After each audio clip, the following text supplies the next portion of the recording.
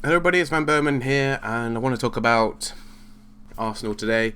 More specifically, Krystian Bielik, who is now looking like it's going to be, done and dusted, signed on the dotted line that he'll be joining Arsenal, which is really great. It's good to see young players that are so highly rated coming to Arsenal, and especially over other clubs, when perhaps Hamburg might have been a good choice for him. He would have got a lot more first team football.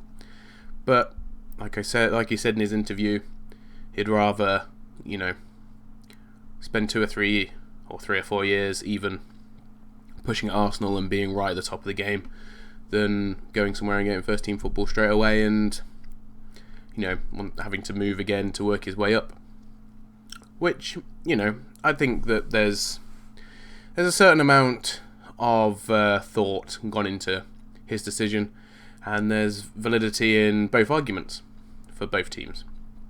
Now, Wenger's come out and said that as far as he's concerned, he's going to be he's going to be at least training with the first team straight away, and I presume he'll be included on the bench, and such as time as when injuries occur, he'll be in the first team. Now, this does mean, as far as I'm concerned, that there won't be any bids for any other defensive midfielders. So anything regarding Schneiderlin, William Carvalho, Wanyama, Lars Bender, anyone like that, I think that's totally gone out the window with this signing. And it's not to be expected. It's the way Wenger likes to do his business when he can, and he obviously sees a lot of potential in the young Polak. So hopefully he'll come in and do the job. He definitely sounds like he's keen and ready to go, ready to get stuck in at Arsenal.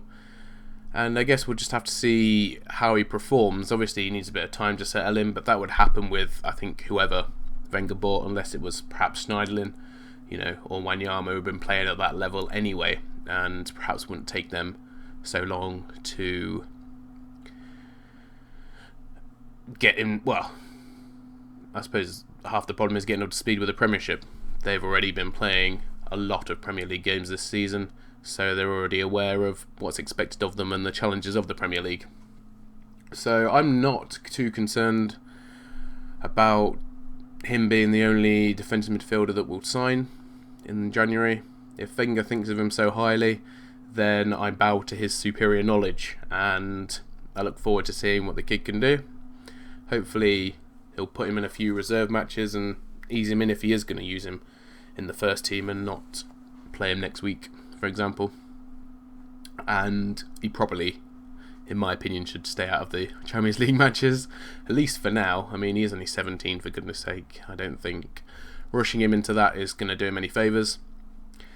But as much as I'm happy about that news, it's also blatantly obvious that we do need another centre-back, or another right-back, depending on where Wenger sees Chambers' his position in the going forward. If he sees him as a centre back, then perhaps we need another right back.